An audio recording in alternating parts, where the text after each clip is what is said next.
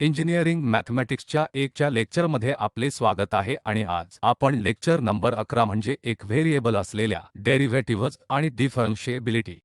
वर चर्चा करणार आहोत। पुढील लेक्चरमध्ये अनेक व्हेरिएबल प्रकरणाकडे जाण्यापूर्वी एका व्हेरिएबलच्या डिफरन्शिएबिलिटी वर चर्चा करणे फार महत्त्वाचे आहे। तर सिंगल व्हेरिएबलच्या फंक्शनसाठी डेरिव्हेटिव्हज काय आहे? fxy is equal to fx हे सिंगल व्हेरिएबलचे फंक्शन असू शकते आणि जर हे ratio 1 x plus delta x minus fx असेल, हा फरक जेव्हा आपण x मध्ये इन्क्रीमेंट डेल्टा x बनवतो आणि व्हॅल्यू x वर मायनस fx ला या इन्क्रीमेंटने विभाजित केल्यावर, जर या रेशोची येथे एक निश्चित लिमिट आहे कारण डेल्टा x 0 आहे, मग आपण म्हणतो की ही लिमिट x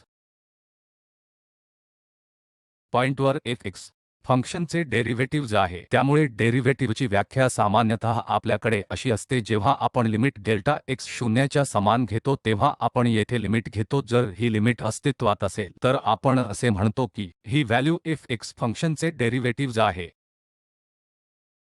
आणि हे सहसा या f प्राइम x किंवा कधीकधी y प्राइम x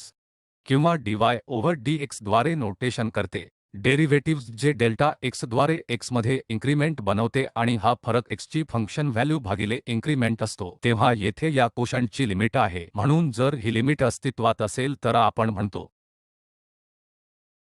या फंक्शनमध्ये डेरिव्हेटिव्हज आहे आणि त्याची व्हॅल्यू अगदी लिमिट आहे आणि आपण येथे डेरिव्हेटिव्हसाठी वापरत असलेले नोटेशन f प्राइम y किंवा dy ओव्हर dx आहे।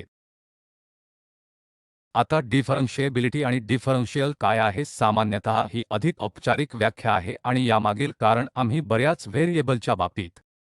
हे सहजपणे विस्तारू शकतो। फंक्शन fx पॉइंट x वर वेगळे असल्याचे म्हटले जाते। जर जेव्हा x ला इन्क्रीमेंट दिले जाते, डेल्टा x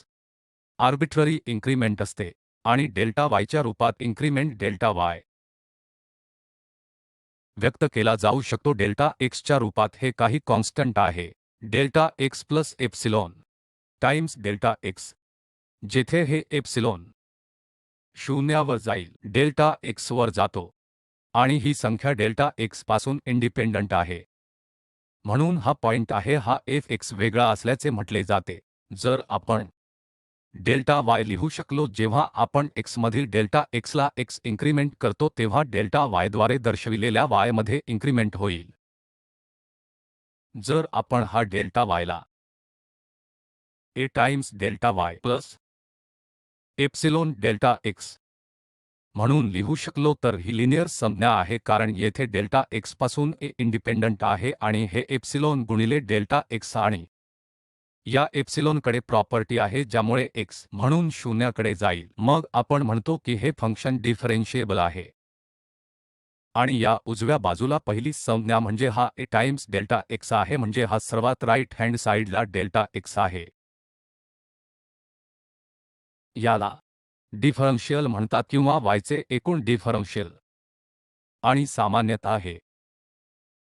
नोटेशन dy द्वारे दर्शविले जाते। त्यामुळे आपल्याकडे dy आहे, याला आपण डिफरन्शियल म्हणतो। त्याकरिता आणखी एक नोटेशन म्हणजे dy ला a टाइम्स दर्शविले जाते डेल्टा x। तर या डेल्टा y च्या या एक्सप्रेशनमधील लिनियर संज्ञा म्हणून हे डेल्टा y ही इन्क्रीमेंट होती, म्हणून हा डेल्टा y f म्हणून होता, कारण फंक्शन y हे fx च्या समान आहे, म्हणून delta y f x plus delta x आहे। जेव्हा आपण डेल्टा x ने y मध्ये इन्क्रीमेंट करतो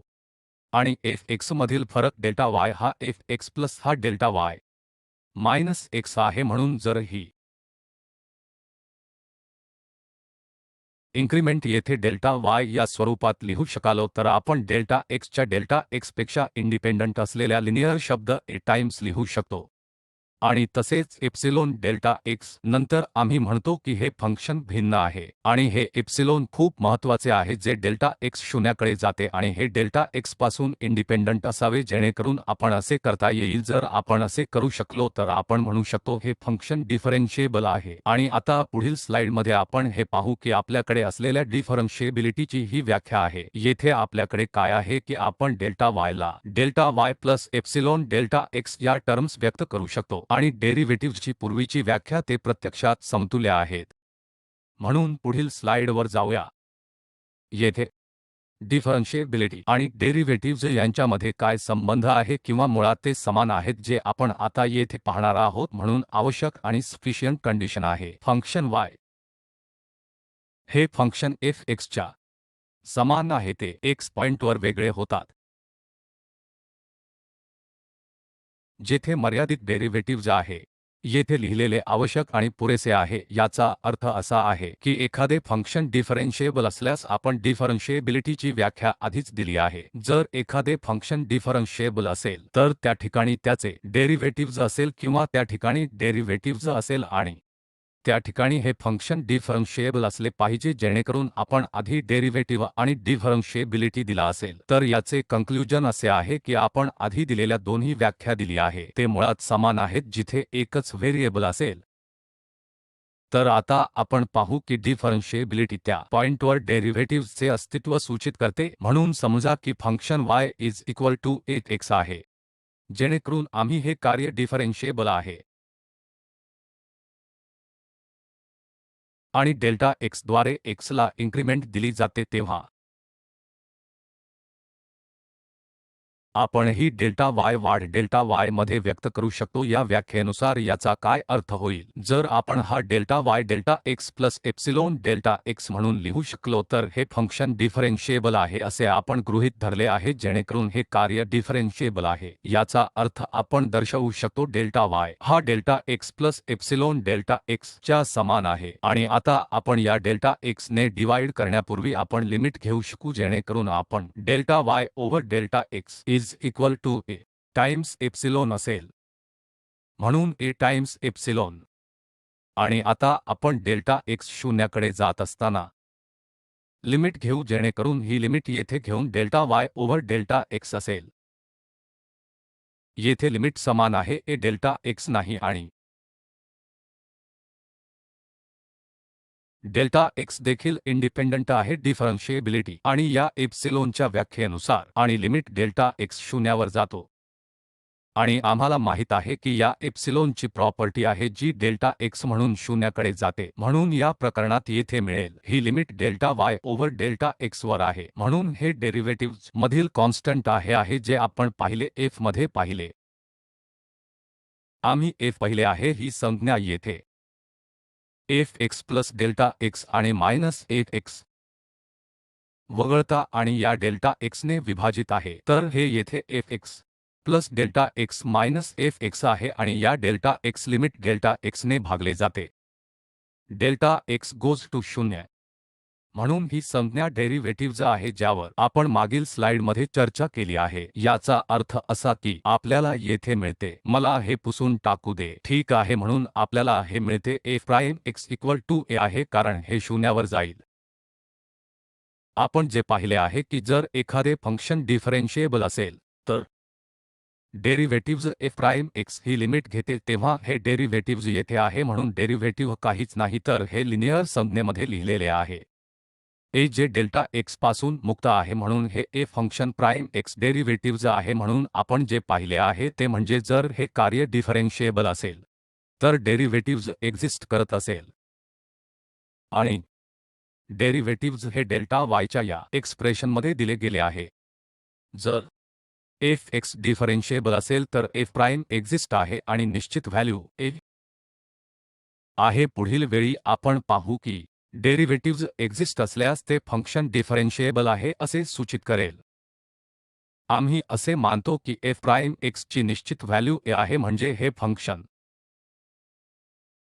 प्राइम एक्झिस्ट आहे किंवा फंक्शन डेरिव्हेटिव्ह एक्झिस्ट आहे। या प्रकरणात आपल्याकडे असे आहे की हे येथे f express delta x minus x over delta x ची लिमिट आहे जी a च्या समान आहे कारण आपण डेरिव्हेटिव्हज एक्झिस्ट करत असल्याचे गृहीत धरले आहे, म्हणजे ही लिमिट एक्झिस्ट आहे जी आपण गृहीत धरली आहे। आणि आता ही मर्यादा a च्या समान असल्याने आपण येथे परिभाषित करू किंवा मला फक्त हे तुम्हाला समजावून सांगू द्या जेणेकरून जर लिमिट डेल्टा x चे काही फंक्शनच्या शून्यावर जाते म्हणजे l वर जाते तर आपण असे म्हणू शकतो की आपण त्यातून काय लिहू शकतो की हे फंक्शन 1x मायनस l आम्ही पॉइंट x च्या शेजारी असलेल्या फरकाची व्याख्या करू शकतो। हे काही एप्सिलॉनच्या समान असते। उदाहरणार्थ या एप्सिलॉनची प्रॉपर्टी असेल तर जेव्हा आपण येथे लिमिट घेतली तर डेल्टा x शून्यावर जाईल एप्सिलॉन आणि नंतर लिमिट डेल्टा x 0 पर्यंत जाईल येथे डेल्टा x शून्यावर जाईल आणि f x मायनस l वर जाईल म्हणून ही लिमिट l वर जाईल म्हणून ही येथे जाईल। जर आपण हे एक्सप्रेशन येथे एप्सिलॉनसाठी 1x मायनस l म्हणून लिहित असल्यास हे एप्सिलॉन ही प्रॉपर्टी असेल एप्सिलॉनमध्ये जाईल 0 डेल्टा x वर जाईल म्हणून आपल्याकडे अशीच समान परिस्थिती आहे। ही लिमिट डेल्टा x या भागाकाराच्या या एक्सप्रेशनच्या शून्यावर जाते म्हणून आपण असे लिहिले आहे की हे भागाकार f x plus delta x minus delta x over delta x म्हणून लिहू शकतो। आपण अधिक म्हणून लिहू शकतो या लिमिटची व्हॅल्यू जी l होती ती प्लस एप्सिलॉन आणि या एप्सिलॉनची प्रॉपर्टी असेल जी एप्सिलॉन शून्यावर जाईल कारण डेल्टा x शून्य होईल म्हणून आम्ही ही संकल्पना बऱ्याच लेक्चर्समध्ये देखील वापरू। तर हे असताना या लिमिट बाहेर आपल्याला एप्सिलॉन ओळखायला हवी आहे ज्यात ही प्रॉपर्टी शून्यावर जाईल कारण डेल्टा x शून्य होईल कारण आपल्याला माहित आहे की या भागाकाराची ही लिमिट शून्य आहे परंतु म्हणून ही एप्सिलॉन गोज टू 0 या प्रकरणात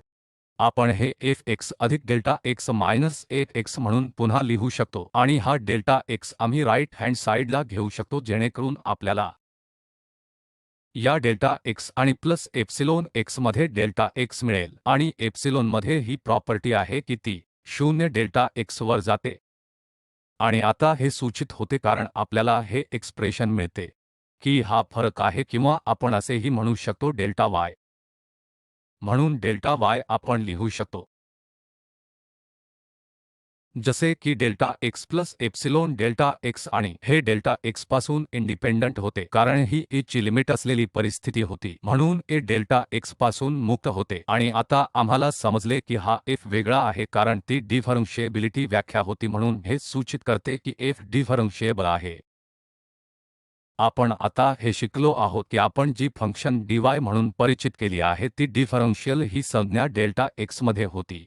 हे फंक्शनचे डिफरन्शियल प्रोडक्ट जे त्याचे डेरिव्हेटिव्हज आहे कारण या f चे डेरिव्हेटिव्हज वगळता काहीही नाही आणि आर्बिट्ररी इन्क्रिमेंट डेल्टा x म्हणून येथे हा टर्म डेल्टा y आहे माफ करा dy आहे म्हणून dy ला डिफरन्शियल म्हणतात जे दुसरे काही नाही पण डेरिव्हेटिव्हचा प्रोडक्ट आहे आणि इंडिपेंडंट व्हेरिएबलचा इन्क्रिमेंट डेल्टा x किंवा आपण लिहू शकतो की dy हे फंक्शन f प्राइम x आणि डेल्टा x व्यतिरिक्त काहीही नाही हे आपण शिकलो आहोत की डेरिव्हेटिव्ह किंवा डिफरन्शिएबिलिटी असणे आवश्यक आहे जेव्हा आपण एका व्हेरिएबलच्या फंक्शन बाबतीत बोलत आहोत तेव्हा त्या समान संकल्पना आहेत। बरे पुढे जाऊया जॉमेट्रिकल इंटरप्रिटेशनकडे आपण डिफरन्शियल बद्दल बोलत आहोत तर याचा अर्थ काय आहे येथे जॉमेट्रीमध्ये आपण आधीच याची ओळख करून घेतली आहे जेव्हा हे फंक्शन डिफरन्शिएबल असेल तेव्हा आपण डेल्टा y असे लिहितो a times delta x plus epsilon वेळा डेल्टा x आणि आपण हे देखील पाहिले जेव्हा आपण ही लिमिट घेतो तेव्हा हे दुसरे काही नाही पण f प्राइम x असते आणि हे आम्ही सादर केले आहे की डिफरेन्शियल y हे इतर काही नसून परंतु a वेळा dx किंवा a काही नाही तर f प्राइम x आहे. आता आपण येथे पाहूया या इन्क्रिमेंटचा आणि डिफरन्शियलचा जॉमेट्रीमध्ये काय अर्थ काय आहे. तर आपण येथे असे समजूया की आपल्याकडे फंक्शन y आहे म्हणून हे x अक्ष आहे आणि हे येथे आहे y अक्ष. आपल्याकडे हा कर्व y आहे जी फंक्शन x च्या समान आहे किंवा एका व्हेरिएबलचे फंक्शन आहे आणि आता पॉइंट x घेऊया. म्हणून या कर्व्हवर पॉइंट x आणि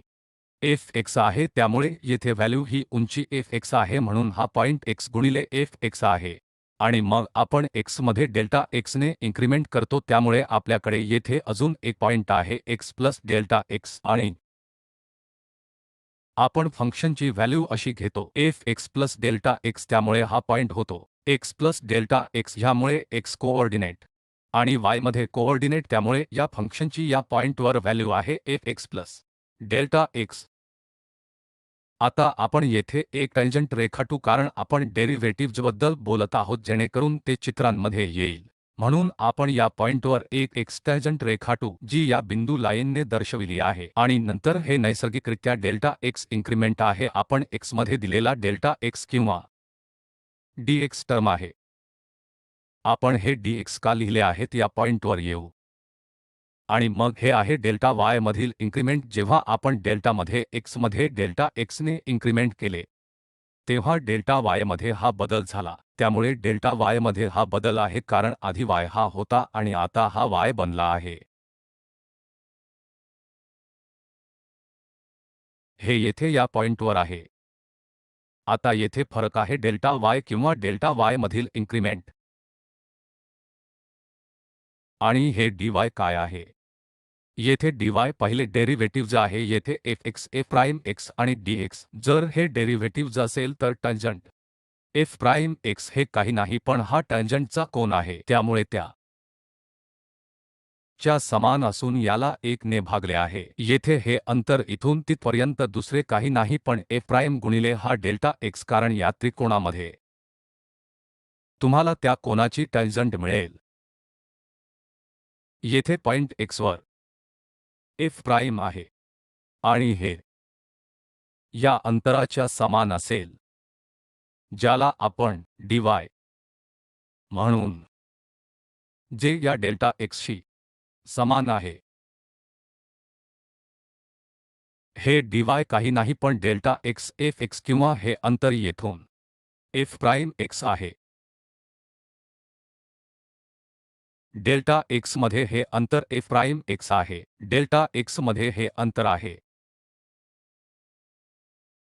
ज्याला आपण dy म्हणतो. मला हे काढून टाकू द्या. आपल्या व्याख्येमध्ये हे dy आहे जे आपण पाहू शकतो जे डेल्टा y होते जे फंक्शनमध्ये इन्क्रिमेंटमध्ये y इन्क्रिमेंट होते जेव्हा x मध्ये डेल्टा x ने इन्क्रिमेंट केले होते आणि हे आपल्या व्याख्येमध्ये y चे dy डिफरन्शियल होते. तर आपण तेथे काय पाहिले की हे डेल्टा x आणि डेल्टा y फंक्शनमधील बदल आहेत जेव्हा आपण डेल्टा x ने बदलला तेव्हा फंक्शनमध्ये डेल्टा y बदल झाला आणि हा dy टँजंटमध्ये बदल झाला होता म्हणून हा टँजंटमध्ये सह आणि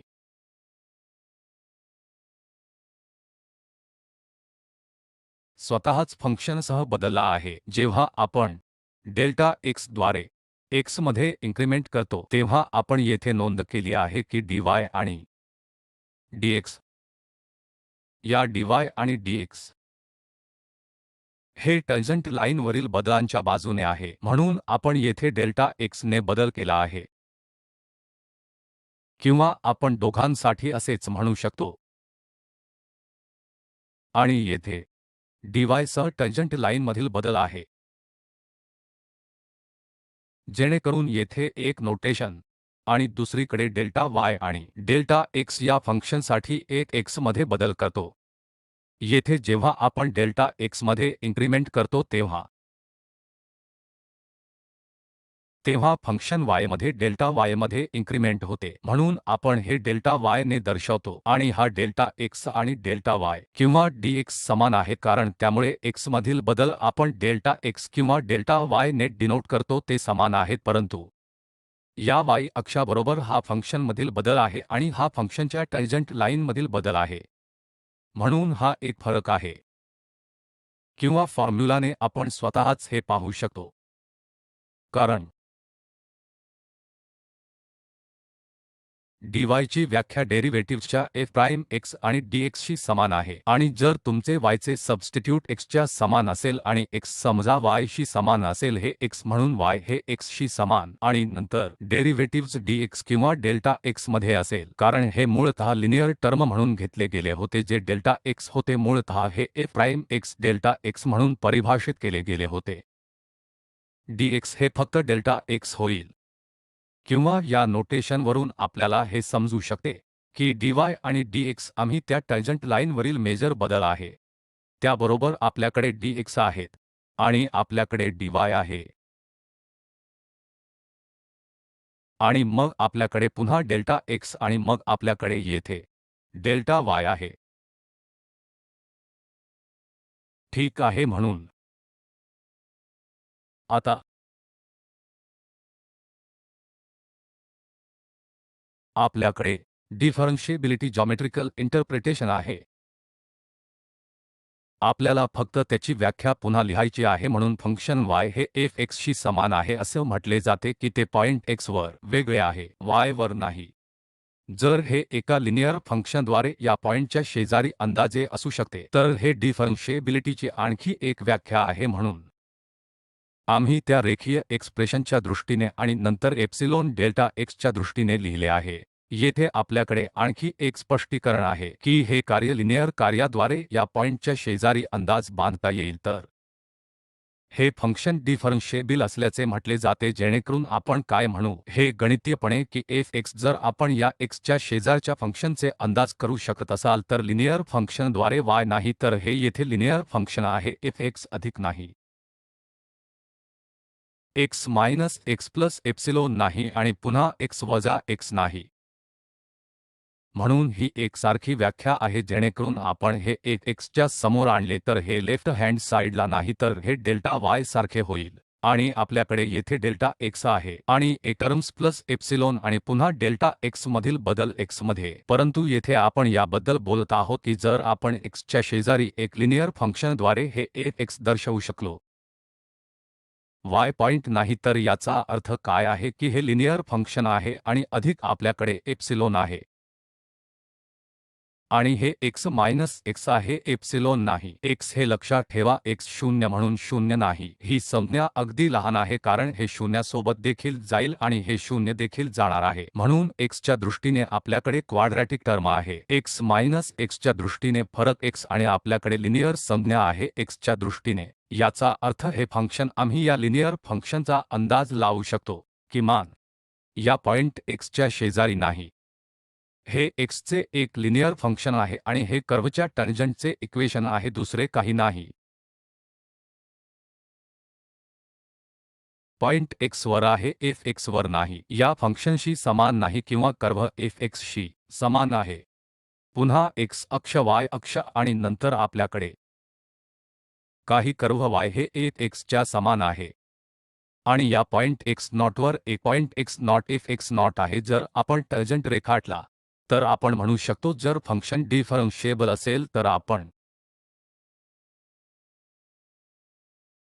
शेजारील लिनिअर फंक्शन सोबत एप्रॉक्झिमेशन करू शकतो आणि या लिनिअर एप्रॉक्झिमेशनची अचूकता त्यावेळी जास्त असते जेव्हा आपण उदाहरणासाठी घेतलेल्या x पॉइंटचा अक्ष अचूकपणे एप्रॉक्झिमेशन केलेला असेल आणि जर हा पॉइंट x नॉट पासून दूर असेल तर किमान या पॉइंटच्या शेजारी एप्रॉक्झिमेशन असावे. जर आपण लिनिअर फंक्शनने एप्रॉक्झिमेट करू शकलो तर आपण फंक्शनला डिफरन्शिएबल म्हणू शकतो किंवा समान रूपाने अथवा मॅथमॅटिकली जर आपण हे एक x च्या स्वरूपात लिहू शकलो, हे लिनिअर फंक्शन आणि प्लस एप्सिलॉन आणि त्यातील difference x minus x not आणि एप्सिलॉन गोज टू 0 होतात, तर येथे ही डिफरन्सच्या टर्म्समध्ये लिनिअर टर्म नसते, ती नॉन लिनिअर टर्म असते. म्हणून आपल्याकडे ही लिनियर आणि नॉन लिनियर टर्म आहे आणि हे आपण लिहिलेले हे टँजंटचे इक्वेशन आहे या केसमध्ये. आता आपण डिफरन्शिएबिलिटीची टेस्टिंग करू. आतापर्यंत आपण जे शिकलो त्यामध्ये 3 संकल्पना आहेत ज्यामध्ये डेरिव्हेटिव्हज अस्तित्व जे या कोशंटने आणि लिमिट जे अस्तित्वात असल्यास आपण फंक्शनला डेरिव्हेटिव्हज किंवा फंक्शनला डिफरन्शिएबल म्हणू शकतो कारण ते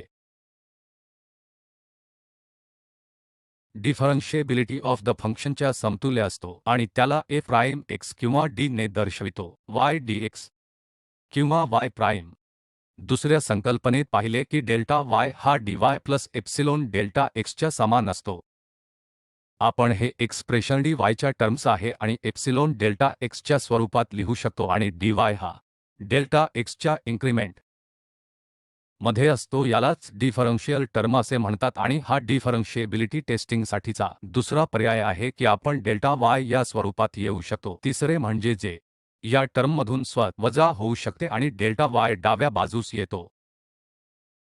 आणि त्याला डेल्टा एक्स ने भाग दिला जातो आणि नंतर लिमिट घेतले जाते ज्यामध्ये एप्सिलॉन गोज टू 0 होते आणि हे एक्सप्रेशन 0 होते. आपण वापरू शकतो एकतर डिफरन्शिएबिलिटी टेस्ट करण्यासाठी हा कोशंट 0 हवा किंवा आपण हे वापरू शकतो किंवा डेरिव्हेटिव्हज 1 वापरू शकतो. आपल्याकडे 3 संकल्पना आहेत त्यानुसार आता एक संकल्पना बघू. फंक्शन fx हे स्क्वेअरच्या बरोबरीत आहे व डिफरन्शिएबल आहे. हे अत्यंत सोपे आहे. आपल्याकडे y x स्क्वेअर च्या बरोबरीत आहे आणि डेल्टा y म्हणजेच fx plus delta x minus fx हे बरोबरीत असेल त्यामुळे येथे fx डेल्टा x जे x प्लस डेल्टा x आहे त्याचा संपूर्ण स्क्वेअर आणि मायनस fx म्हणजे मायनस x म्हणजे स्क्वेअर एक्सपांड केले तर x square plus delta x square plus 2 times x delta x minus x square ही टर्म रद्द होते आणि आपल्याला 2x इनटू डेल्टा एक्स आणि डेल्टा एक्स स्क्वेअर मिळतो व आपल्याला अचूकपणे 2x डेल्टा आणि इनटू डेल्टा एक्स मिळेल. आपल्याकडे हा फॉर्म आहे जो डेल्टा एक्सच्या पटीत आणि एप्सिलॉन टाइम्स डेल्टा एक्स आहे. येथे एप्सिलॉन नैसर्गिकरित्या गोज टू 0 कारण डेल्टा एक्स या टर्ममध्ये 0 होतो. 2x डेल्टा एक्स दिलेला आहे त्यामुळे आपल्याकडे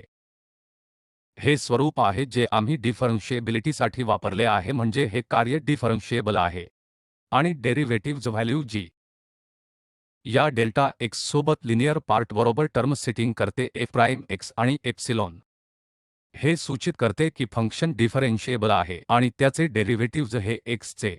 वैकल्पिकरित्या आम्ही दाखवू शकतो की हा अंश येथे x plus delta x minus 1x over delta x वर लिमिट घेऊन डेल्टा x 0 वर जातो. परत येथे 1x minus f delta x आधीच दिलेला आहे म्हणून आपल्याकडे आहे 2x डेल्टा x आणि प्लस डेल्टा x तेथे स्क्वेअर टर्म आणि डेल्टा x ने विभाजित केले आणि नंतर आम्ही लिमिट घेऊ कारण डेल्टा x गोज टू 0 म्हणून येथे आपल्याकडे हे टर्म x आणि अधिक डेल्टा x टर्म आणि मग आपण लिमिट घेतो तर डेल्टा एक्स गोज टू 0 हे 0 होईल आणि आपल्याला फक्त मिळेल 2x. आपल्याकडे हे आहे. हे दर्शवित आहे की ही लिमिट x च्या कोणत्याही व्हॅल्यूसाठी एक्झिस्ट करते म्हणून फंक्शन विभिन्न आहे संपूर्ण डोमेन मध्ये किंवा आपण हे देखील दाखवू शकतो येथे डेल्टा असताना रेशो y मायनस dy जर आपण हे घेतले तर हे डेल्टा y आणि वजा हे dy होते म्हणून आम्ही घेतो हे डेल्टा x असेल x स्क्वेअर असेल. जेव्हा आपण डेल्टा x ने डिवाइड करतो तेव्हा फक्त डेल्टा x असेल आणि ही लिमिट घेतल्यास डेल्टा x गोज टू 0 हे 0 वर जाईल. ते दुसरे होते. डिफरन्शिएबिलिटी दर्शवण्याची तिसरी संकल्पना एकतर या स्वरूपात हा डेल्टा y व्यक्त करणे किंवा पर्यायाने हे घेणे कोशंट येथे आणि हे अस्तित्वात असल्यास किंवा हे लिमिट करा. येथे हे उदाहरण दर्शविते की y हे x बरोबर स्क्वेअर आहे. आम्हाला डेल्टा y आणि dy हे x बरोबर 2 असे वाटते. जेव्हा डेल्टा x एका डेल्टा x च्या बरोबरीचा असतो आणि डेल्टा x बराबर असतो 0.1 त्यामुळे येथे बिंदू x समान आहे आणि ही वाढ आहे. आमच्याकडे डेल्टा y हे 1x plus delta x minus 1x च्या बरोबरीचे आहे आणि dy f प्राइम म्हणून दिले आहे. dx जर आपण हे टेबल येथे बनवली तर उदाहरणार्थ हे व्हॅल्यू आम्ही येथे मूल्यांकन करू शकतो. डेल्टा y हे 1 घेतो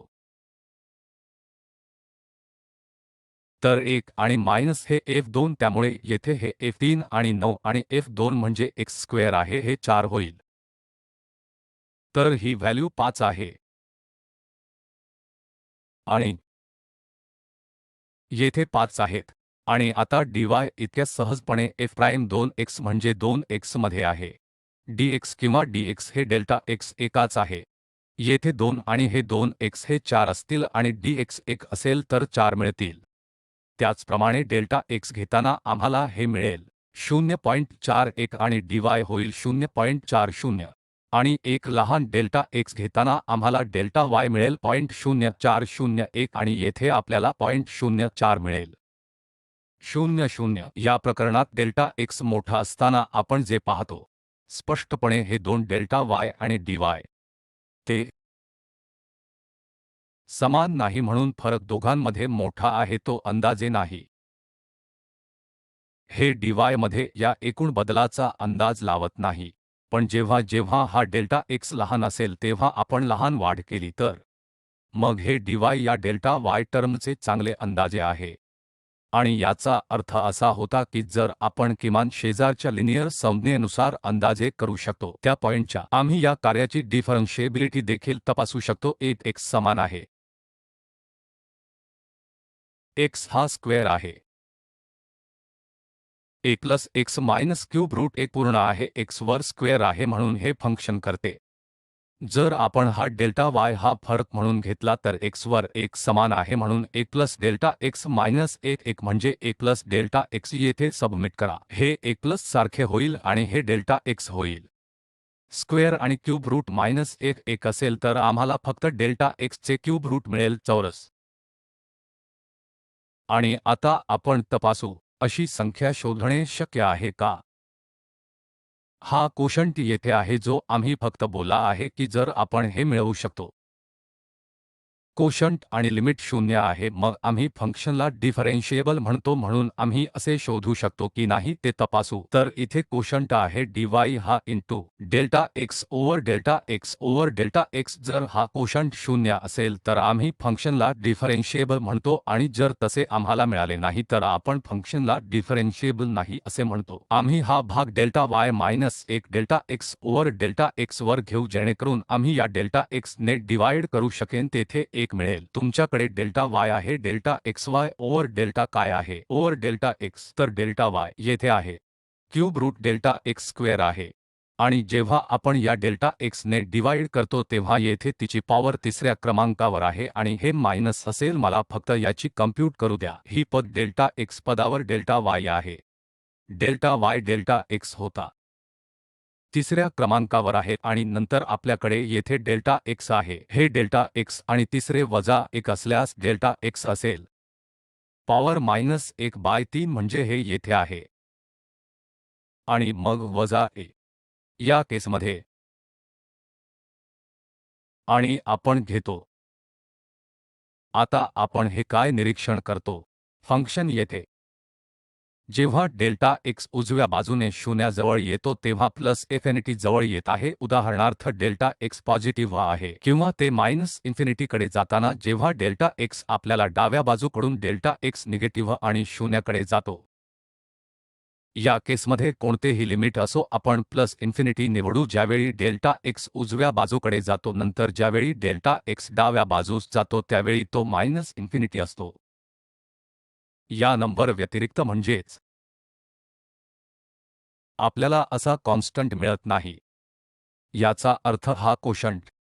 फायनाईट लिमिट म्हणजे 0 लिमिट असतो आणि डिफरन्शिएबिलिटीसाठी 0 असतो.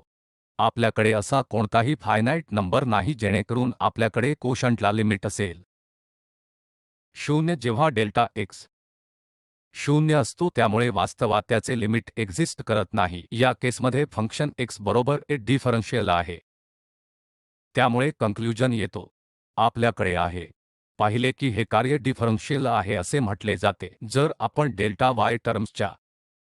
हे expression a delta x plus epsilon delta x जिकडे a हा डेल्टा x च्या इंडिपेंडंट आहे आणि एप्सिलॉन हे डेल्टा x चे इंडिपेंडंट फंक्शन आहे, अशा प्रकारे की epsilon goes to 0 delta x goes to 0 ही आपण चर्चा केलेली एक व्याख्या होती आणि ही टर्म डेल्टा x हिला y चा पॉइंट xy वर टोटल डिफरन्शियल म्हणतात आणि डेल्टा y असा दर्शवितात आणि a ची व्हॅल्यू ही दुसरी काही नाही तर ती f चा डेरिव्हेटिव्हज x वर आहे. पुन्हा आपण म्हणतो फंक्शन y हे एक x डिफरन्शिएबल समान आहे जर हे कोशंट एक्झिस्ट ज्याला आपण डेरिव्हेटिव्हज म्हणतो, पण दोन्ही व्याख्या या एकसारख्या आहेत हे पण पाहिले आणि आपल्याला हे पण लक्षात आले की डिफरन्शियल dy घेतल्यावर ते a प्राइम dx च्या समान आहे. तर हे a प्राइम चे फक्त एक नोटेशन नाही तर हा दोन डिफरन्शियल चा एक रेशो आहे, कारण dy हे dx मधले f प्राइम होते असा अर्थ होतो. तर हे dy आणि dx वेगवेगळे लिहून असा अर्थ होतो आणि आपल्याला देखील वापरता येईल. आता पुढील लेक्चरमध्ये आपण दोन फंक्शनची डिफरन्शिएबिलिटी पाहू आणि महत्त्वाचे की आपण एक व्हेरिएबल फंक्शनसाठीची डिफरन्शिएबिलिटीच्या डेरिव्हेटिव्हजच्या तीन संकल्पनेविषयी जाणून घेऊ आणि नंतर हे लिनियर एक्सप्रेशन आणि ज्याचे लिमिट 0 लिहिले आहे ते आपल्याला डिफरन्शिएबिलिटी देते. दोन व्हेरिएबल्सच्या केसमध्ये पाहू की फक्त partial derivatives with respect to x आणि पार्शियल डेरिव्हेटिव्हज असेल त्यावेळी derivative with respect to y उपयोगी नसतो किंवा डिफरन्शिएबिलिटीच्या बरोबरीत नसतो. डिफरन्शिएबिलिटी ही पार्शियल डेरिव्हेटिव्हज व्यतिरिक्त एका व्हेरिएबलसाठी अजून वेगळी संकल्पना आहे. जर आपल्याकडे फंक्शनचे डेरिव्हेटिव्ह हे डिफरन्शिएबल असतील तेव्हा या संदर्भातील माहिती पुढील लेक्चरमध्ये आणि हे लेक्चर तयार करण्यासाठी वापरलेले संदर्भ आहेत. धन्यवाद.